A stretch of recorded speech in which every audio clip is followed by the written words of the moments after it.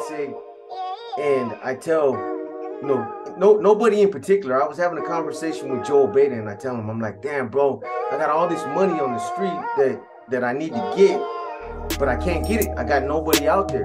I don't know. I can't get a hold of anybody. Back against the wall, CL20s knocking rated. IGI's tripping, validated, shoot ready. That got me caught up, and that's where their resentment is directed at those individuals. I go by my way. I can't even get people to do a music video because everybody's like, bro, I'm afraid somebody's gonna follow you and shoot you, and they're gonna shoot us. And over at him, and Craig's not even tripping on him. You don't say nothing about him, don't say nothing to him. But as we're walking, I look over at him, and sure enough, my mentality, I got that bully mentality at that time. I look at him and I'm already thinking, let's get this fool. And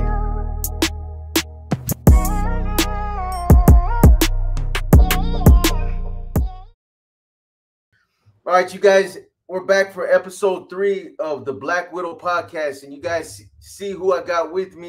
Go ahead and introduce yourself, Jay. you guys already know, man. Jay Hands of Renegade Media, 59J on Apple Music and Spotify. And I'm here to talk about some more interesting topics, stuff that me and the homie went through, stuff that we known about in histories in our past, and, give you guys some great content. Let's get right into it. Yeah, so Jay Hands got some topics that we kicked around earlier that he wants to talk about, and there's some good topics. I've actually done a couple of spills on these topics right here, and I think there's a positive message. There's a good message that I think that you guys can benefit from. So let's get into it, bro. Go ahead and kick it off. Like I was saying, I learned a lot in the historia that's being taught.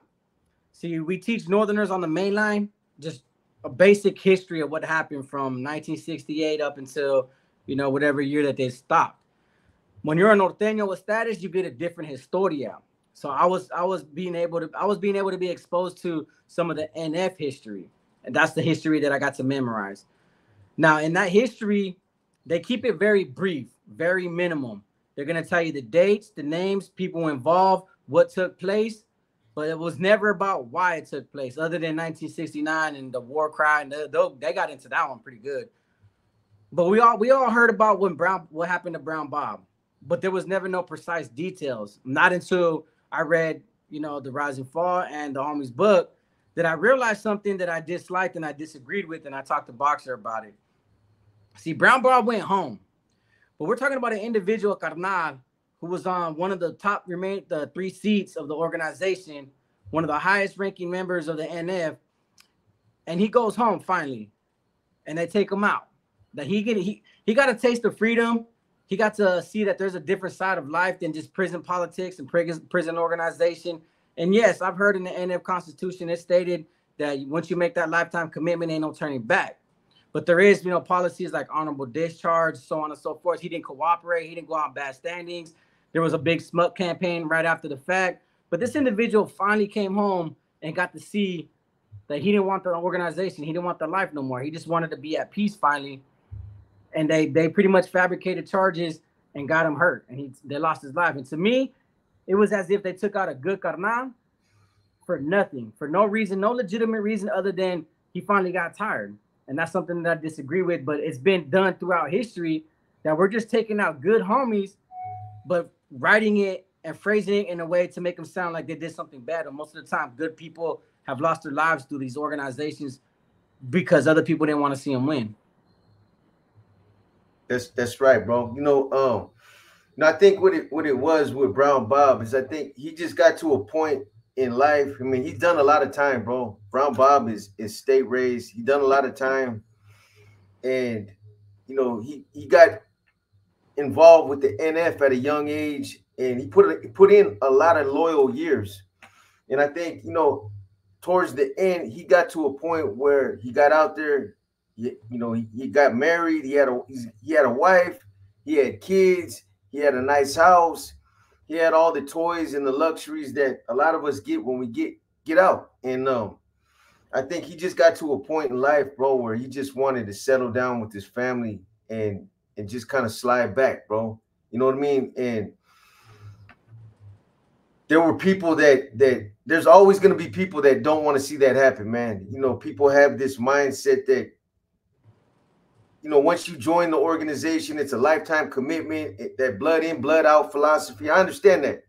But that's one of the things that I think is wrong with these organizations. And I'm not trying to change their you know, their playbook or nothing like that, bro, because that's going to never change. That's part of that belief system. But why would you want dudes around you that don't no longer want to be around you? They want to, you know, go on with their life. You want guys that around you that are there because they're committed and that's what they believe in and that's what they're still striving for. You want guys that are tired and they're only there because they're obligated, but they're not really in it. Their heart's not really in it no more. You know what I mean? True. The way I look at it, like, look, he endured the indeterminate shoe phase. That must have been hard for a lot of these carnales. Some people last like 10 years and you hear about them breaking, saying, you know, I'm going to turn the light off. I'm going to hit the switch. I'd rather just go to the PC yard and go through the TSU program to breathe and just come out so I'm not stuck in that cell. Solitary confinement, what it does to the mind, you know, that can break a lot of people. And there's a lot of carnales on both sides, M and NF and AB, everybody else that held it down back there. You got to be a strong-minded individual. So everything about this individual told me he was able to endure that and his responsibility and his authority over the organization, which that alone I know was a headache and it's a struggle. It's a process, managing all these carnales, teaching these carnales, navigating and networking with the streets. He had a big responsibility on his hands. But I've always learned, like, on the main lines, when somebody leaves and goes home, we're going to fill that position with somebody that's qualified, better qualified, underqualified. Somebody's going to take that position. The COC is going to continue to run the way it needs, insufficient to the establishment. So he finally went home. Some of these carnales don't have that opportunity to go home. So they can't be sympathetic to a carnal that finally made it home. All they're thinking is, now you better go out there and do everything that I tell you to do. You better go out there and fulfill this agenda for our agenda. But they don't understand that when some people come outside and realize that, bro, there's so much that can be done out here for the organization, or they come out here and be like, I really just want to know what life's like, bro. I've been locked up 10, 20, 30 years. I gave 30 years, 40 years of my life to the organization. Not too many carnales get the opportunity to make it home. And what they do, they ambushed him and took his life for it. Then they, like I said, they fabricated a lot of evidence. There was a lot of speculation about MAG. There was a lot of speculation about the testimony, covering up the tattoos. But at the end of the day, you call this man your brother for decades, one of the highest ranking members of the organizational body, but you were quick to take him out when you felt like he wasn't going to fulfill NF will. And to me, that just goes to show that a lot of these leaderships at the end of the day, it's all about what they want and how they perceive you. And they took his life for, I think they took his life for nothing. Yeah, you know, like you were saying, bro, you know, that's the thing, man. You got a lot of homies. You got a lot of homeboys. It don't matter what organization you're talking about. That when it seems like when somebody gets the spotlight put on them, that all these cats start coming out the woodwork. The higher you get, the harder they want to see you fall. And that's kind of what happened to him, bro. Because again, you mentioned MAG. That was rumors that were speculating. People start speculating about him putting on these conferences, Mothers Against Gangs.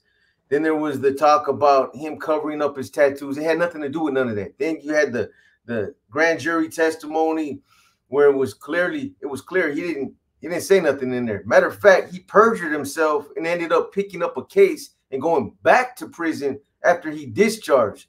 So that's one part of it. The real reason why that happened to him is because he didn't clip the wings. His protege, Smiley, Big Smiley.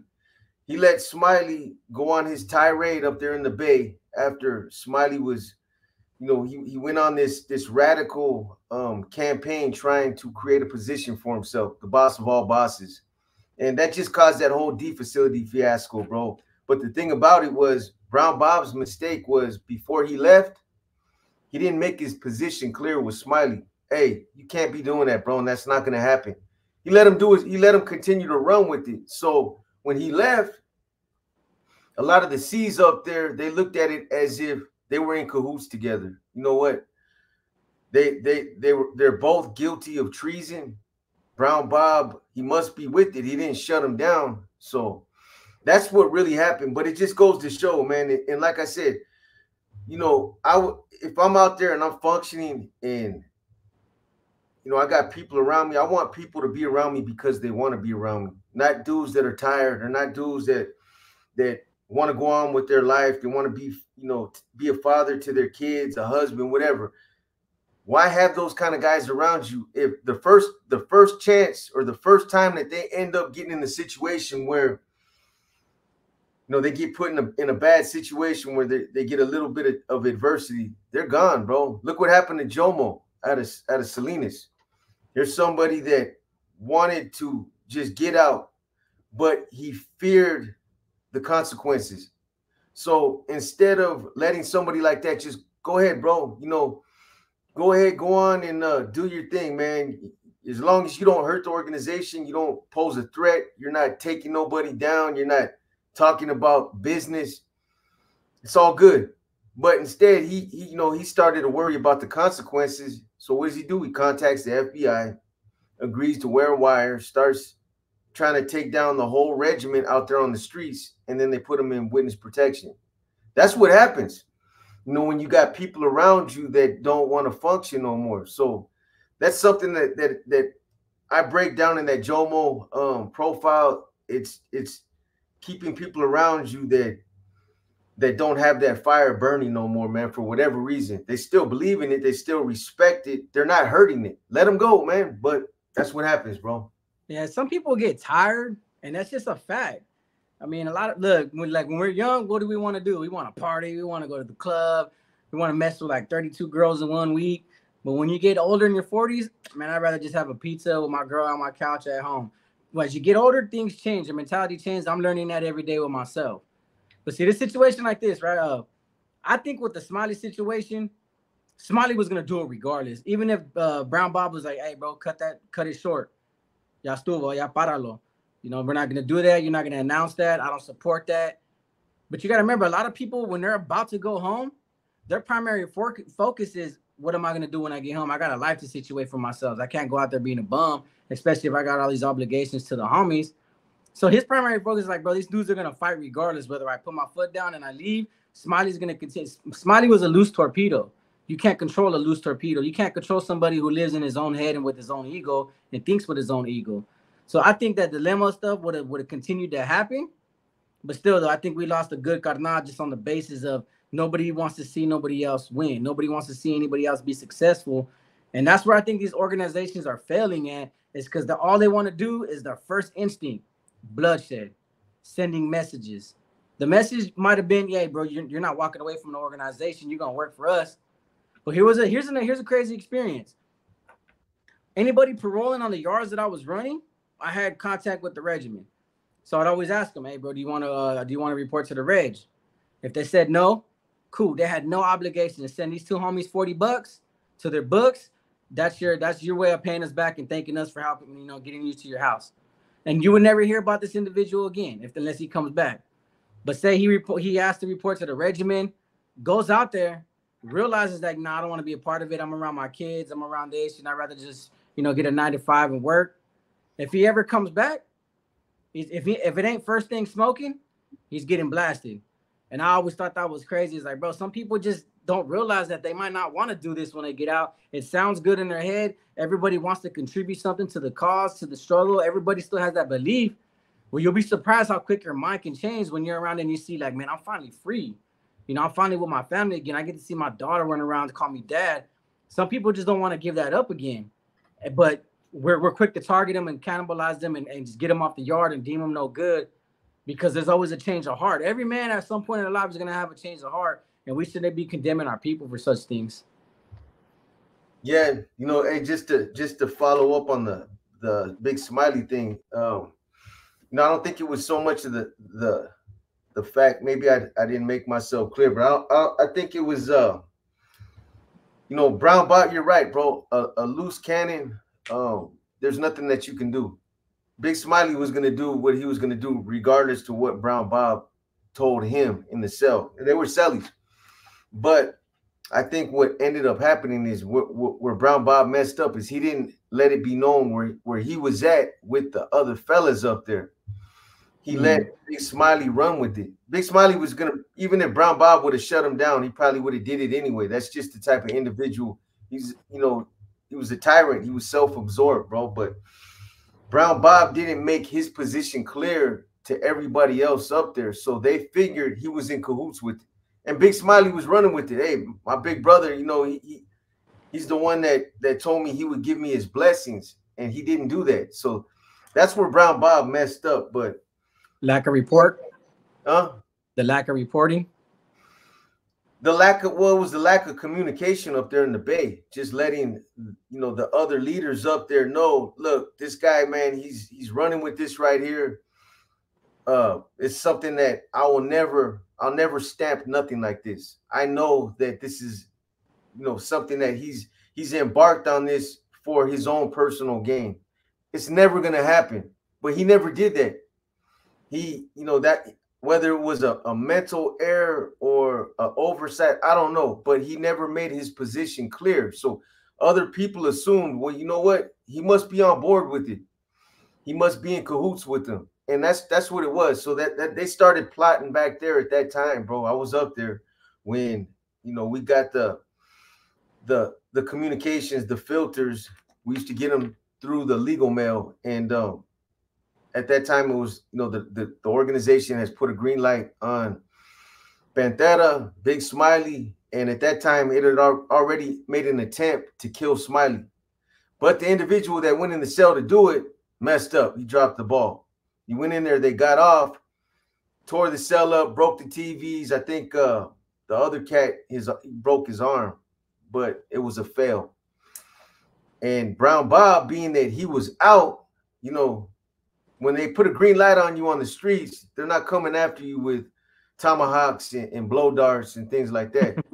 So you're going to get knocked down out there, bro. And that's what happened to him. Unfortunately for him, they were already planning that. You know, while he's out there doing this thing, living that good life. Like I said, man,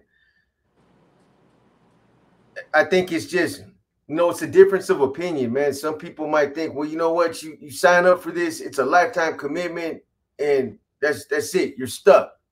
Those are hardliners, man. And some of that, it's radical to think like that, you know, because life goes on. You know what I mean? Life goes on, and again, man, you know, you put in all this loyal service when you're behind the walls. You're putting in work. You're defending your people. You're part of leadership. You're on the team. You're doing everything that you're supposed to be doing. And then you get out and you're like, hey, fellas, you know, I want to hook up with this. You know, I got a wife now. I got kids. You know, I want to slide on back, man, and go to Hawaii or something, man. There's a lot of cats that never even been out of the state of California, bro.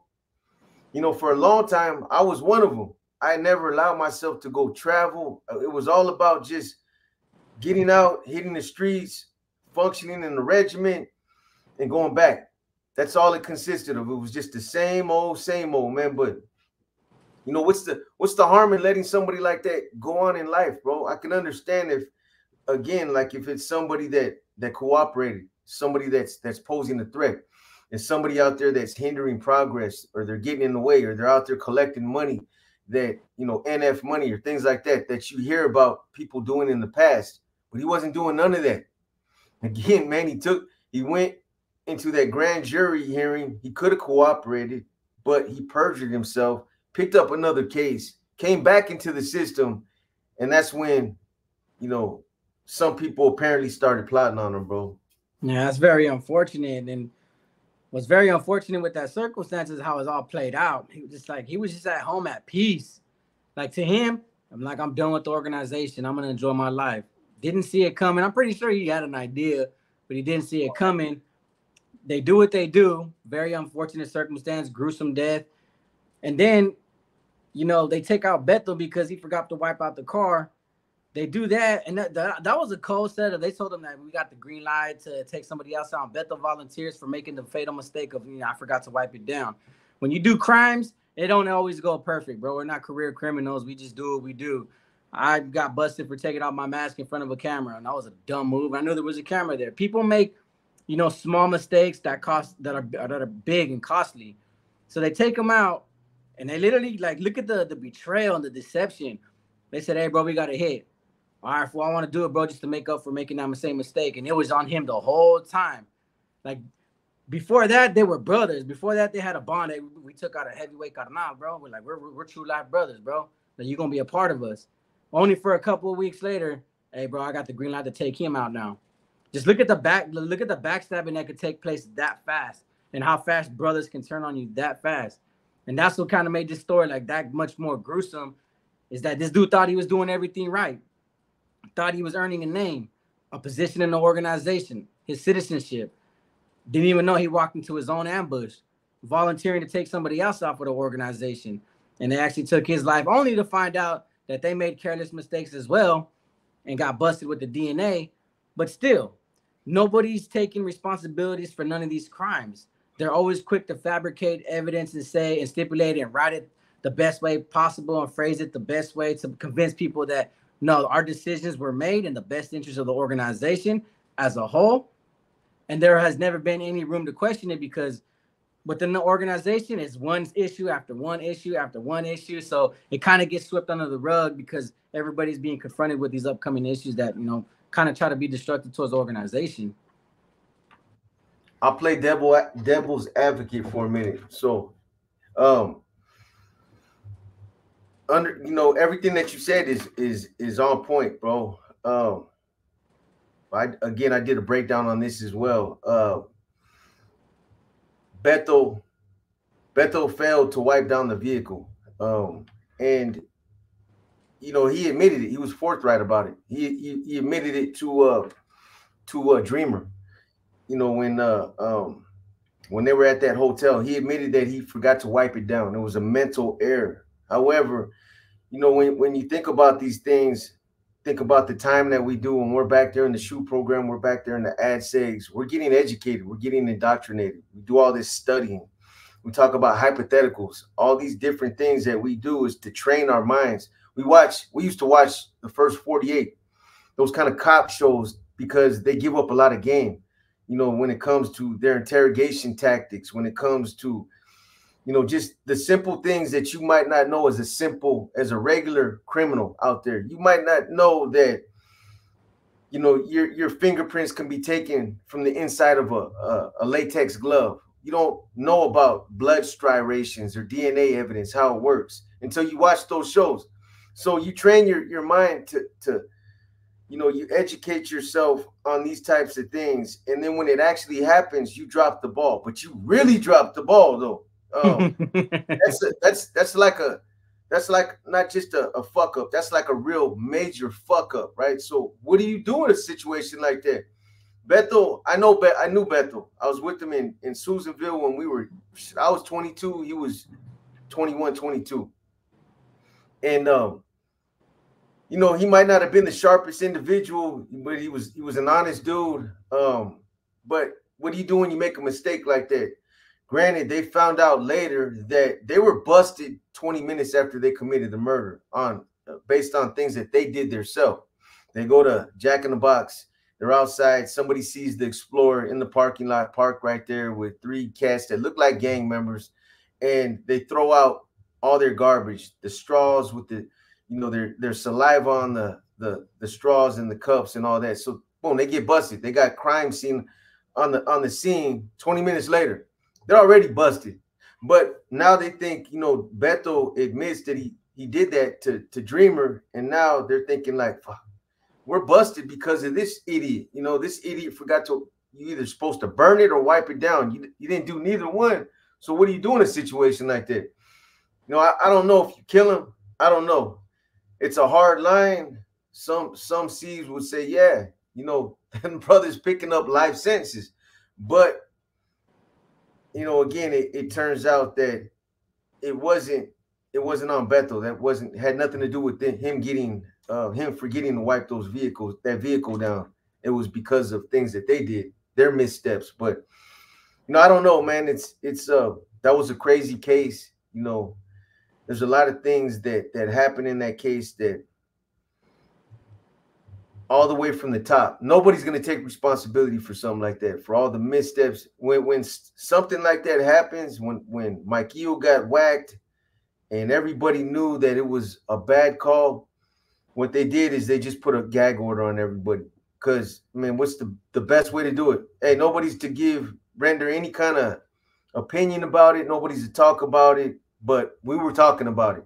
In the cells up there in the Bay, we were all talking about it. I was pissed off. My cellie at that time, Big Rock, he was pissed off. There was a lot of C's up there that were like, man, you know, it sent the wrong message to them. But worse than that, it sent a really bad message to a lot of norteños and hermanos, especially the ones in Salinas. There was a shitload of homeboys that dropped out because of what happened to Mike Eo.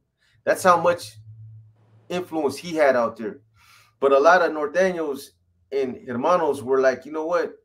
If they're willing to kill somebody like that, that put in 30 years of loyal service, where the fuck does that leave somebody like me? I'm out, man. Hell nah. I'm out. You know, for a long time, we even had a hard time getting homeboys to function in the regiments out there because they were like, nah, bro, I'm good. I'm straight. I'm not fucking with you cats, man. You know what I mean? You cats doing bad business, man. Straight up. I don't know how many conversations I had in homeboys' living rooms out there trying to bring them back. Like, hey, bro, you know, those are my brothers that you're talking about, but they're gone. They're gone. You know, Smiley, Rico, Lobo, they're all gone, man. So, I mean, we can't get stuck on that, man. At some point, we gotta continue forward. You know what I mean? So what do, man? You just walk away. You know? Yeah, that's but see, playing the devil's advocate, I get it. We'll start from there. But they were quick to report it and say, hey, bro, this was gonna get us busted for his careless mistakes. Okay, greenlight him. So he dies. He loses his life. Then these individuals, it comes out in the court, oh man, we were busted before they even caught the car. We were already busted. Like you said, 20 minutes before the crime was committed. Well, I think the same penalty should have applied because you killed an innocent person on the assumption.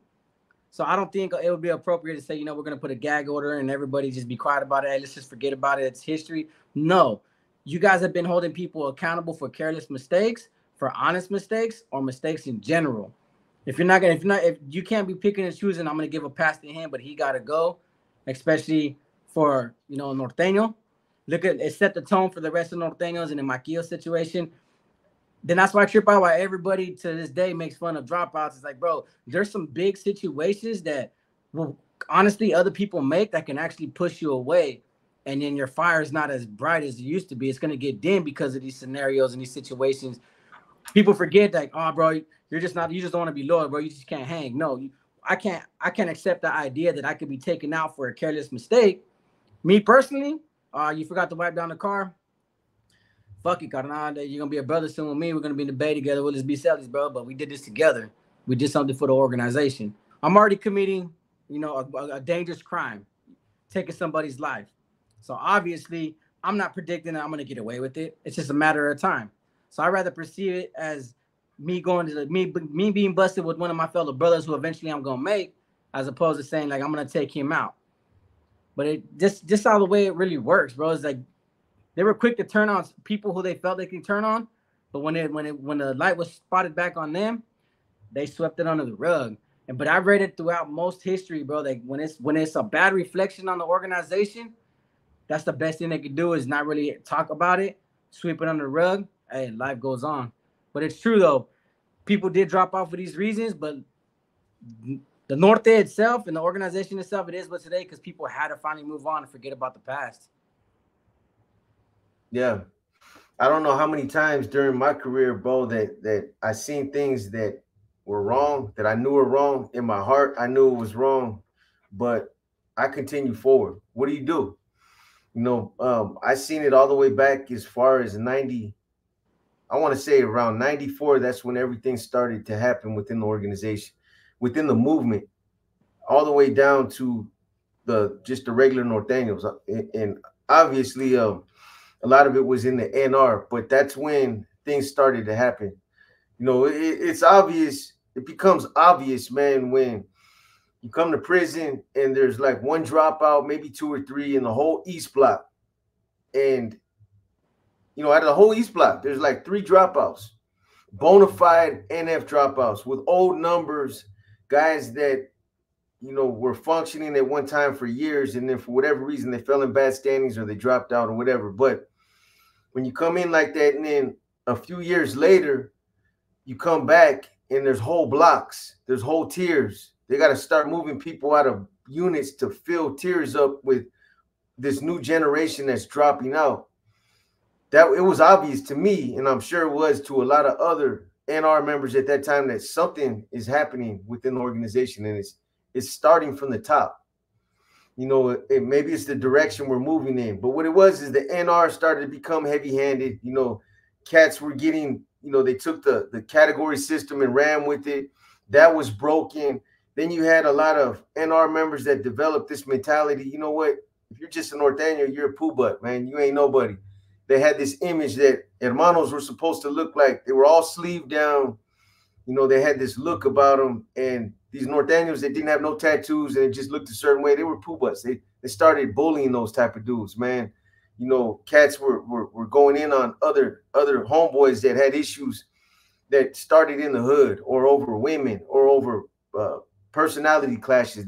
You know, for whatever reason it was, though, you had a lot of NR members that were bullying. They started bullying, man, and these were the rogue NR members. But that's what it was. It started within the NR, and then that bled over to, you know, you got these guys that became catalysts again, like we talked about in the last episode, where they started to just rogue NR members thinking that they could, you know, that they felt like they, you know, that they no longer had to take direction from the NF.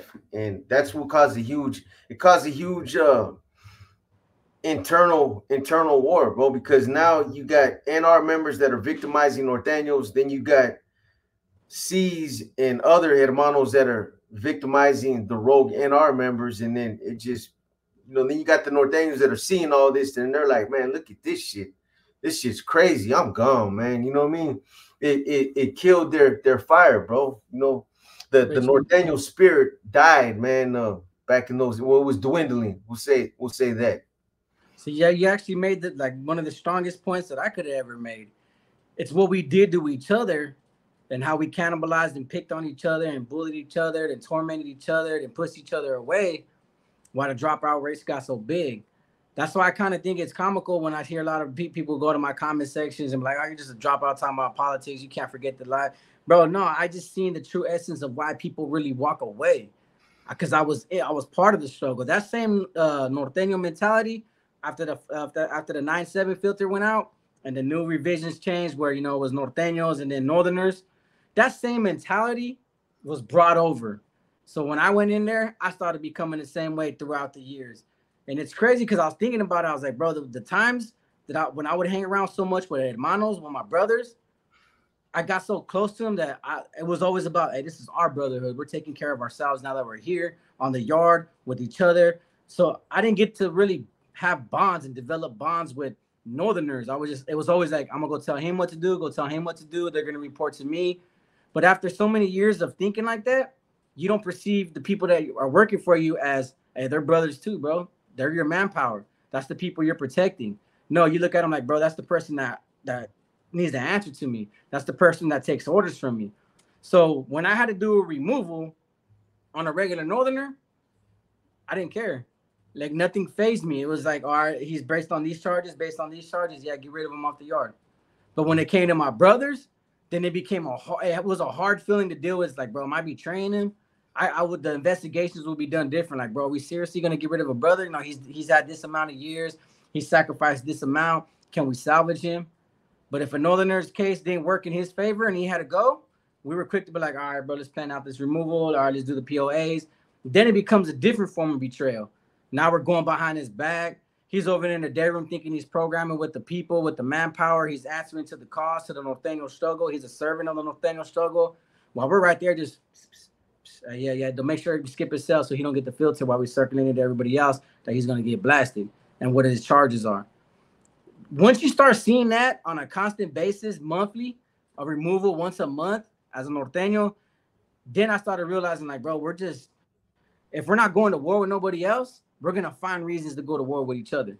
And our history has always told it. The history that I read throughout time always said we were always taking out each other. Carnales were taking out carnales, NRs were taking out NRs, and this new generation that I got into after '97, bro, all the filters I would ever get from different facilities that we established a branching union with, there was always 5 or 6 people that we removed, or sometime, or there's be 5 or 6 names of individuals we got to be on lookout for to remove. That's all this became to me. That was the whole picture. Hey, bro, we're just gonna continue to remove each other until it looks clean, until the slate is really clean. That's all it became to me. So people got mad when I started realizing, like, bro, all it is a dirty politic. All it is we're killing each other in the process. But nobody that's active will want to accept that reality. They're always gonna make excuses, and I'm just tired of the excuses, bro. Our history, your book, The Rise and Fall of the NR, The Black Hand, all these books about prison politics, if you can't look at anything, the bigger picture is this. We're killing each other. We're targeting each other. We're being detrimental to each other. We're destroying each other at the idea that we're doing something for the greater good. I haven't seen a greater good in a long time. It still looks the same to me, just with different members, different approaches, different agendas, different motives. It all looks the same to me. We're just hurting each other in the process. But, the thing about it is this, man, regardless of what people say, some of us have been there, done that. We function with the best of them. And if we got put in situations, it didn't happen by accident. You know what I mean? It happened by design, man, straight up. But then, situations happen, things happen, man. The betrayal is real. And a lot of the times people ain't going to know until they get in that situation. And then the light bulb goes off. Yeah, I totally agree with that. Because in all actuality, I don't like, in the beginning, my channel grew off just me responding to the comments, responding to the questions. A lot of people were asking me intriguing questions, and I did it. And my audience helped me become successful by continuously asking me questions when they knew I would answer them. And now I've reached a certain point in my channel where everybody's like, bro, why are you talking about this stuff, bro? You ain't in a position to be talking about your DO. Honestly, bro, I continue to talk about politics and dirty politics because this is what my audience asked of me. And I appreciated that. So now I look at it like I pick and choose on what I respond to, because in all essence, like I said, I know what I've done. I know what it's like to be on those leadership positions. I know what it's like to be at the end of that desk, writing wheel after wheel after wheel, going 5-6 days without writing my family because I'm Xeroxing bundle after bundle, adding new additions to the BNL list, revising CLC positions, all that you could possibly think of. Some people ain't never going to know what it's like to sit there and make a decision like, hey, do I save him or do I stab him? And to stab somebody, even if I didn't care about the individual, even if I didn't know about the individual, to have somebody stab, that's going to weigh on your conscience at some point. It might not right then and there, but it will. Because then you're going to start questioning yourself like, man, could I have done something different? Well, it's too late. You done put holes in you. You made another homie of yours a victim. And then there's always them brothers that'll sit there and like, right after you committed removal, will discredit you for it. Hey, bro, I think if you would have did this, bro, he would have learned. Or I think if you'd have went about it this way, when we just sent him to the back, maybe he would have learned. There could have been different matters. The due process could have been done differently. Then you start questioning yourself. And the next thing you know, when these reports go to the carnales, oh, damn, that's a whole different ball game of a level of education. Their due process is a hell of a lot more strict, more questions. Then you get put in bad standings the moment you make that one decision. See, I made several in a matter of 2 years, and I paid for it. And that's what these individuals don't seem to understand is like you can be active, but you're going to go in there, get involved in politics. Don't go and say I'm active on the streets and act tough. Then go in there and say, you know what, I'm going to sit on my bunk. I ain't raising my... Because I've been around on the yard with the homies when they were tough as shit, but when it's time to go, I don't see nobody's hand raised. Yeah. I don't see nobody speaking up. Mm-hmm. And then we got the filter from the back after all these years since 97 up until I think it was 2011. The carnales changed everything. They were like, hey, bro, why are a lot of northerners doing removals when there's a lot of hermanos out there? you guys should be the ones coming back here and doing the removals. So they changed the policy where, hey, a northerner can volunteer, but if a dude got to get stabbed off the yard, hermanos are gonna be the one to do it. And that right there made me think, like, damn, so you mean to tell me we've been out here just securing these CLC positions this whole time, and we're supposed to be doing the dirt? I thought if it was just necessary, I thought we were the ones supposed to be securing the yards. See, I got learned on something new after all these years, but then I figured my brothers were teaching me this way so that we can stay out here and send everybody else to the back. So we were just utilizing everybody else so we can maintain a firm position in the CLC and keep these yards running. I was like, bro, there's like two sides to every coin, bro. It was a dirty game. That's crazy, bro. Because I guess my generation, we looked at it different. The hermanos back then, we were securing the yards for the norteños. So when it came time for removals, we were actually on the front line. The norteños, most of the time, they weren't doing nothing anyway. You know, it was. I mean, you had some good homies. Don't get me wrong. You got solid homies that you ask them, hey, you know, be like, yeah, I'm ready to go. You know what I mean? Just point me in the right direction. But for the most part, when I became an NR member, it was because, you know, the way that it was broken down to me is these are the soldados right here. These are the guys that are protecting the norteño following. You know, these are the soldiers. They're the ones that they're going to be the first ones to engage with anybody that tries to oppress the norteños out there. Anybody tries to tax them or tell them that, you know what, you can't take your shirt off because nobody wants to see that, or you only got one phone, or you only get one table, you only get one row of tables in the chow hall, things like that. Nah, it's not gonna happen like that. We're gonna get our cut. We're gonna make sure that we get some of the better jobs that are offered out there. You know, that's all part of social status of equality, bro. You know, if these other group segments, if they got the best paying number jobs out there, we're going to get them too. We're going to get ours. We're going to get ours out there. If they're working clerical jobs or in the canteen or some of the jobs that cats are always campaigning to try to get, there's not going to be nobody out there that's going to hold us back, or nobody's going to push up on us and tell us, hey, nah, man, we got that on lock. That, you know, that, hey, your people, man, they need to slide on back. Nah, it ain't going down like that. You know what I'm saying? So I don't know. Maybe it's just it's different times, but no, I understand. We were the ones that had to establish the yard as far as the being out there, the presence, but also when it came time to go, when it came time to rock and roll out there, we were the first ones to go, and we led by example. We led the charge, and then the norteños that wanted to participate, they stepped up and they're like, hey, I'm riding on that first wave too, man. You know. Yeah, it definitely was a big change. Every norteño that I programmed with and worked with the COC with, hand in hand, they weren't volunteering for these pegadas. They were the ones that signed that signature and voted out. Like, yeah, we agree with the authority in charge. That's why I went so long. The only times I was picking up bangers was the riots that I got involved in, because, you know, that's a free fall. Of course, I'm gonna use a banger. I'm gonna drop it on the yard with my little rat tail and go to town.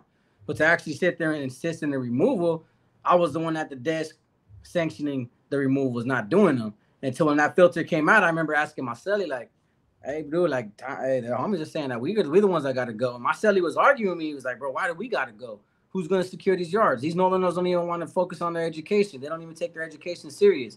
Are we supposed to leave the rest of the gente responsible for a bunch of individuals who could care less about education? They only do it because we tell them to? Like, that's why that mentality comes in, like, well, we could do this ourselves.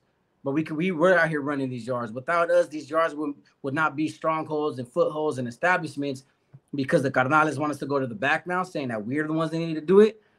That's why I started messing up in my head. I started listening to hermanos that had been norteños for a lot longer than me that were telling me this, and it was making sense to me, and I was believing it. And I'm like, you know what? No northerner can hold my position. This is my position. When I was second in command, I had contact with the street regiment. Those carnales are not going to talk to these northerners. They don't want to talk to these northerners. They want to talk to an enso on the yard, somebody with status.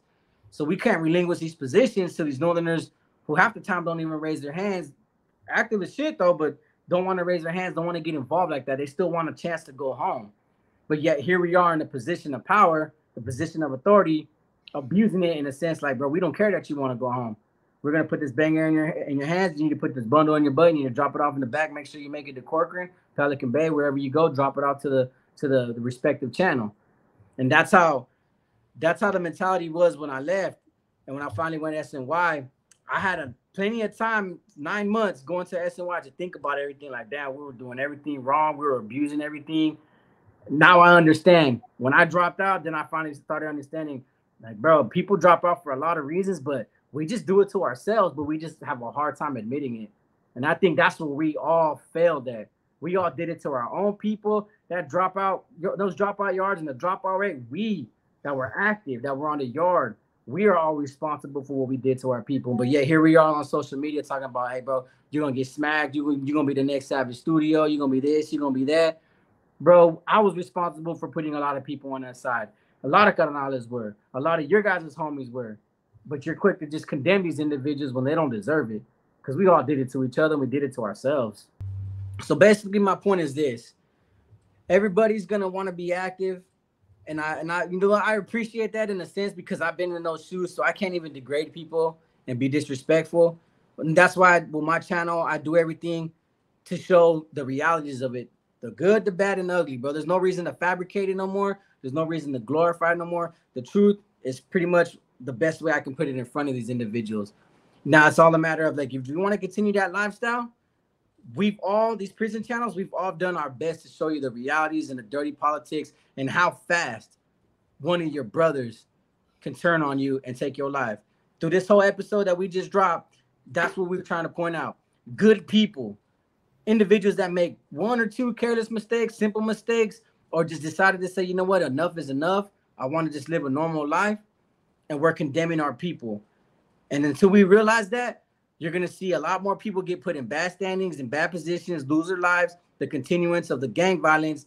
And yet nobody's going to want to sit here and admit that what we're doing is wrong because they're still brainwashed with the idea that being active meaning accept what we tell you, believe what we tell you, and don't question it. And I just think that's unfair. And I'm just the positive message that we all provide is just to give these opportunities to give these opportunities for people to finally think for themselves and have a voice. Yes, sir. Agreed. So that's good stuff, bro. I think we covered a lot of good things, man. There's still so much more to talk about, bro. I mean, we can just keep going off into different topics. And again, if you guys have suggestions about things that you want us to talk about, different topics, questions, or whatever, put them in the comment section. Put them in the community section in any of the comments, and I'll find them. So with that being said, like we always say, it's one life, one chance. When you got one chance to do this right, let's get it done. Peace. That's right.